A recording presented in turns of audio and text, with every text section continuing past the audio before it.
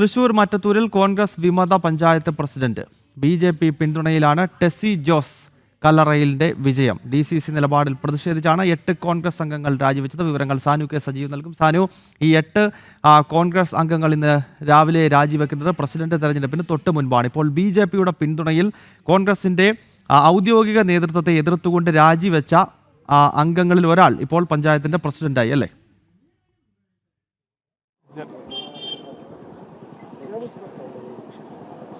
തീർച്ചയായിട്ടും ഗൗതം, അതുതന്നെയാണ്. ഒരു പൊളിറ്റിക്കൽ സർജിക്കൽ സ്ട്രൈക്കാണ് ഈ മറ്റത്തൂർ പഞ്ചായത്തിൽ നടന്നിട്ടുള്ളത്. അതായത് ഇതിൽ UDF അംഗങ്ങളായിട്ട് അല്ലെങ്കിൽ കോൺഗ്രസ് അംഗങ്ങളായി വിജയിച്ച് വന്ന 8 പേരും ഇന്ന് രാവിലെയാണ് രാജി വെച്ചിട്ടുള്ളത്. അതായത് ഇവിടെ ഔസേപ്പ് എന്ന് പറയുന്ന സ്വതന്ത്ര സ്ഥാനാർത്ഥിയായിട്ട് UDF പാളയത്തിൽ നിന്ന് വിജയിച്ച ഔസേപ്പ് ഈ LDF പാളയത്തിലേക്ക്, അല്ലെങ്കിൽ ഇവിടെ പാർലമെന്ററി പാർട്ടി ലീഡറായിട്ട് അവർ കഴിഞ്ഞ ദിവസം തെരഞ്ഞെടുത്തതായിരുന്നു.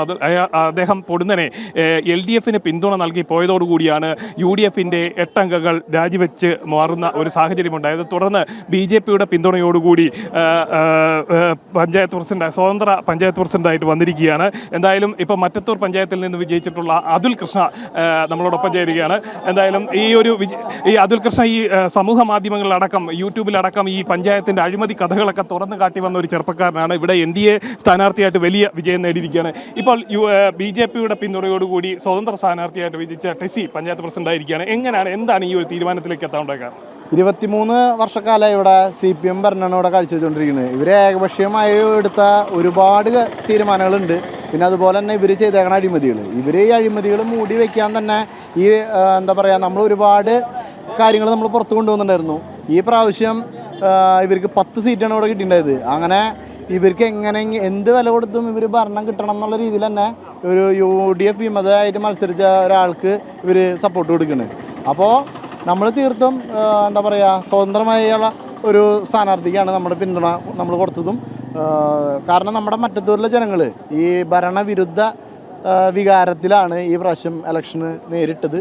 ആ ജനങ്ങൾക്ക് വേണ്ടിയിട്ടുള്ളൊരു എന്താ പറയുക അംഗീകാരം എന്നുള്ള രീതിയിലാണ് ഈ സ്വതന്ത്രനെ നമ്മൾ പിന്തുണയ്ക്കാനുള്ള കാരണം. ഗൗതം, അതുപോലെ തന്നെ ഈ LDFും വലിയ ഒരു ഞെട്ടലിലാണ്. അതായത് UDF പാളയത്തിൽ നല്ല സ്വതന്ത്രനായിട്ട് വിജയിച്ച് വന്ന ഔസേപ്പിനെ അവരുടെ നേതാവായിട്ട് ഉയർത്തിക്കൊണ്ട് വന്നതിൽ LDFിനുള്ളിലും വലിയ വിമർശനങ്ങളൊക്കെ ഉയരുന്നുണ്ട്. എന്തായാലും ഈ സാഹചര്യം, ഈ ഒരു മറ്റത്തൂരിൽ സംഭവിച്ചത് കോൺഗ്രസിൻ്റെ ഒരു സർജിക്കൽ സ്ട്രൈക്കാണ്. സമാന അവസ്ഥ തന്നെയാണ് LDFിന് സംഭവിച്ചിട്ടുള്ളത്. അതായത് ഈ സ്വതന്ത്ര സ്ഥാനാർത്ഥിക്ക് പിന്തുണ കൊടുക്കുന്നതുമായി ബന്ധപ്പെട്ട് BJP കൃത്യമായിട്ട് നിലപാടുകളൊക്കെ വ്യക്തമാക്കിയിട്ടുണ്ട്. അതായത് കഴിഞ്ഞ കുറേ കാലങ്ങളായിട്ട് മറ്റത്തൂർ പഞ്ചായത്തിലും പഞ്ചായത്തിൻ്റെ ഭരണസമിതികളിലും വരുന്ന CPMന്റെ അഴിമതി ഭരണം അവസാനിപ്പിക്കുന്നതിന് വേണ്ടിയിട്ടാണ് ഈ സ്വതന്ത്ര നിലപാടെടുത്തിട്ടുള്ളത്. ഭരണത്തിന് ഭാഗമാകാനോ അല്ലെങ്കിൽ പഞ്ചായത്തിന്റെ ഏതെങ്കിലും ഭരണത്തിന്റെ തലങ്ങളിലേക്ക് എത്തുന്നതിന് വേണ്ടിയിട്ടുള്ള തീരുമാനമല്ല കൈക്കൊണ്ടിട്ടുള്ളതെന്നും സ്വതന്ത്രമായിട്ടുള്ള നിലപാട് LDFന്റെ ഈ അഴിമതി ഭരണം അവസാനിപ്പിക്കുന്നതിന് വേണ്ടിയിട്ടുള്ളൊരു നിലപാടാണ് കൈക്കൊണ്ടിട്ടുള്ളതെന്നാണ് BJP വ്യക്തമാക്കുന്നത്. അതുപോലെ തന്നെ UDFന് വലിയ കനത്ത പ്രഹരമാണ് ഉണ്ടായിരിക്കുന്നത്.